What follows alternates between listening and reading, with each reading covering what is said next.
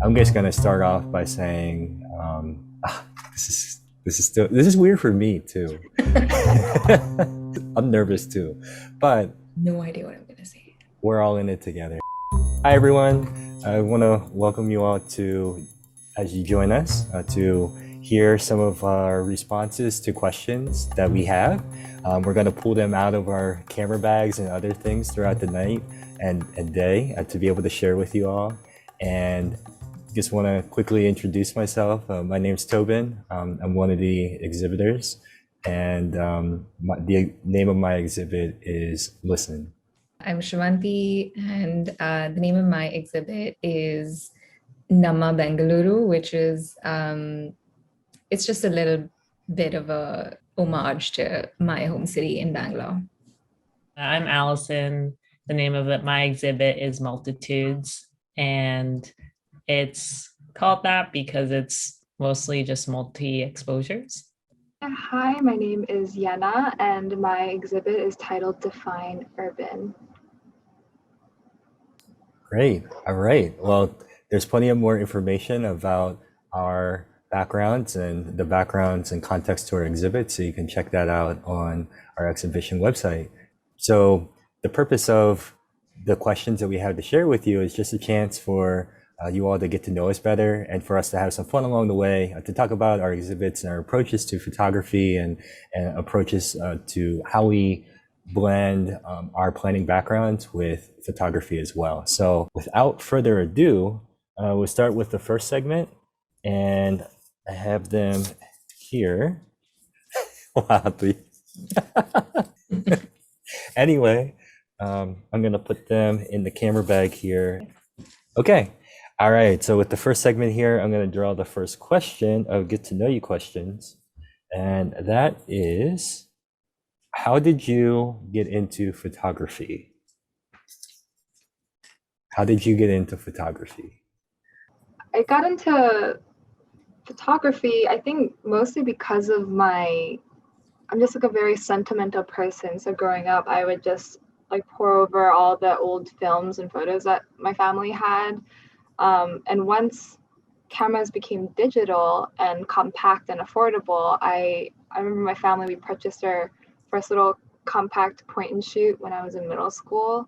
And it just felt this like endless storage of photos. So I just like hogged the family camera and would just take pictures of anything I felt was worth remembering. And that's just kind of how I just got really into it. And my family also subscribed to the National Geographic magazines, and I kind of became pretty obsessed with them. And in some sense, I think that really informed how I view photography as well, and in the way that photos can tell stories or like transport you or to a different part of the world that you've never been to. And so yeah, that's kind of how I got into it and evolved since then.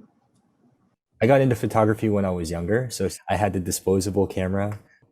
I think I started early on just taking a bunch of photos. None of them were really worthwhile. Like, I don't think I would win any awards with them, but it was still, I think, practice of like seeing the different views or scenes through a camera, kind of giving my perspective on things. And I think over time, I hope I've been able to refine that approach to photos that I take. For me, how I got into photography is because I was inspired by my dad. And I feel like later on it was my brother, because growing up, my dad took a lot of pictures of us, and like he always had a camera around. And he took, like, in my opinion, great pictures. So I was lucky enough to kind of have a camera of my own, which was once my older brother's, but I kind of got a hold of that. So it was a really exciting time when I had that opportunity to kind of just like go nuts, and like everything was a subject for me. So yeah. Yeah, I'd say it's kind of similar to Shravanthi in that, yeah, my dad like took a ton of photos as well. And yeah, I remember like I had a camcorder as a kid, and we like spent a day at the museum, and I just took a video of every single object on this like one floor with the mummies. But since then, I think that yeah, I got some cameras passed down, and I think I really liked the tangible aspect of it. Like it was this new toy that I would just like play with for the entire summer to like learn everything about it. Okay, all right. One question down. Only like 100 more to go. I Okay, can do the next question. great. Okay, here we go. If you could go anywhere in the world to take photos, where would it be? If I were to photograph anywhere in the world, it would be like a transcontinental or like transcontinent exploration from like the top of the continent in Africa down to the bottom. That would be the ultimate dream for me to do that, and then to photograph all along the route down to the bottom. But we'll see if that happens. It's on the bucket list. Yeah.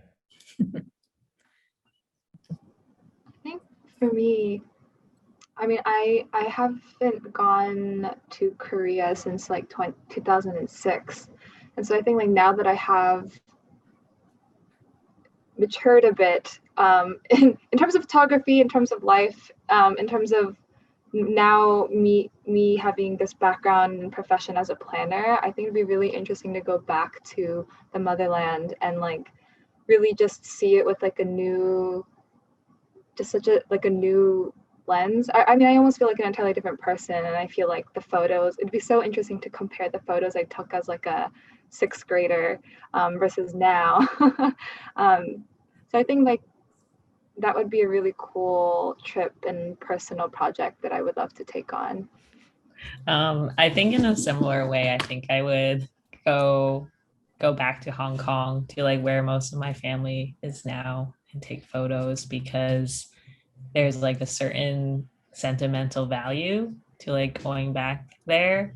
And it's like I also know places there. Like there's a tofu shop that I really like, and I'd like to see how it's changed over the years and capture that through photography. Speaking of food, I got the chance to visit Japan a couple of years ago, and it was just such a brilliant trip. And I was just like fascinated by everything. It was like the architecture, the food, like the culture. And I don't know if I did like justice with the pictures that I took, but I would love to just go back for like all of those reasons, but also like go back to take pictures there because it's just like it's such a fascinating place. All right. My turn. Draw the next question. Ooh, this is a long one. Okay, what is the significance of the intersection we are at in terms of being Asian American, urban planners, and for three of you, female? It's a loaded question. Man, yeah, we got heavy quick. I think something that I've been learning about and reflecting quite a bit on is the missed opportunities for solidarity in amongst minority groups in America, when especially when it came to racist policies and very sinister planning decisions made. You know, when I think about the Chinatowns and the history of them and how so many of them have been obliterated or just sliced through with expressways, and that's actually a pair of photos addresses that in my exhibit. I didn't really know the history of Chinatowns until planning school. And so, you know, especially in this past year, in light of heightened racial tensions and just violence, I just keep reflecting back to points of solidarity that we can find. And I think planning is such a awesome career and space where, yes, mistakes have been made, but it's also a place where really meaningful interventions can happen too. And I think as we're this new wave of planners as a generation, and also as like a new era for Asian Americans in this past year of like awakening and move push towards racial solidarity and reconciliation. I think it's a really exciting time to be an Asian American planner. Yeah, I mean, those are really good points. And I think when I think about planning and being Asian American, I also think about like the migration of like certain minority or marginalized groups within these urban centers, like especially when I started this program and just like learning about the history and theory, like the definition of urban as well. And yeah, like where do these groups go then after that, after they have been pushed out of these quote urban areas? And it's made me really consider putting, yeah, more of a spotlight on these groups like Asian Americans, but also other like minority groups and where they are now in terms of planning and like urban centers. I think, is it your turn? Yeah, it's your turn. Oh, Next yeah. question.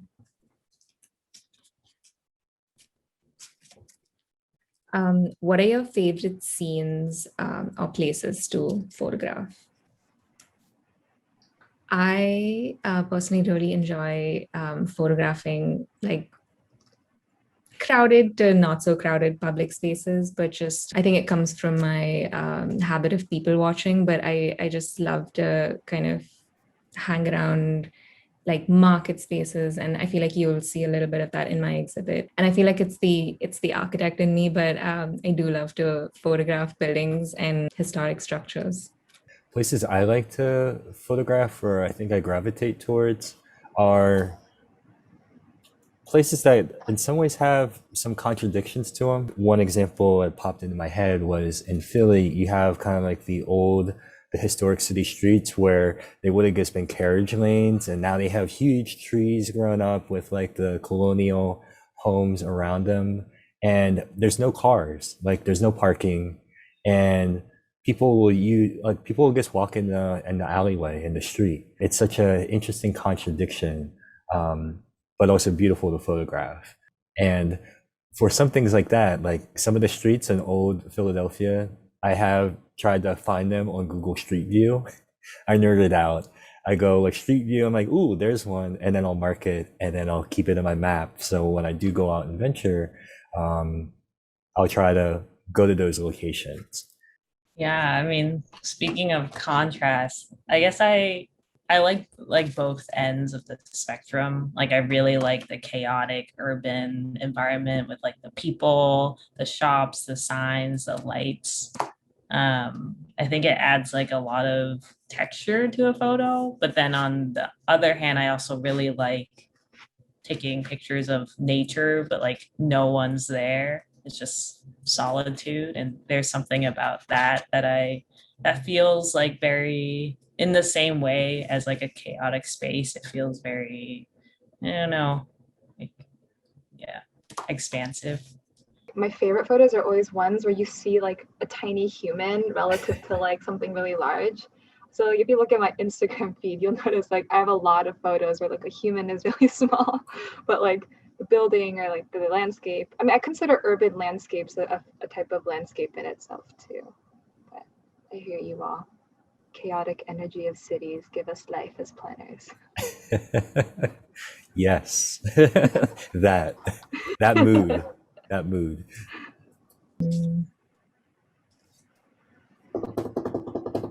What do you like about photography?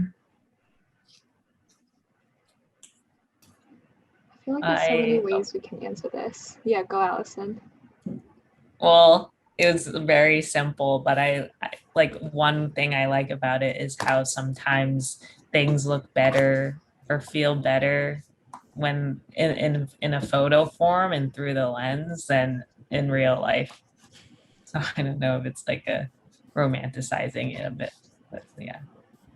For me, it's the idea of like immortalizing that moment in time, and I just like really like the idea of that photography can capture so much in that space. Yeah, I second that. All right. Was that the last one? Yep. Yeah, I think we're done with the Oh, first. was there another one? What do you like? No, okay. Yeah, we're good. All right. One segment down. 4 to go.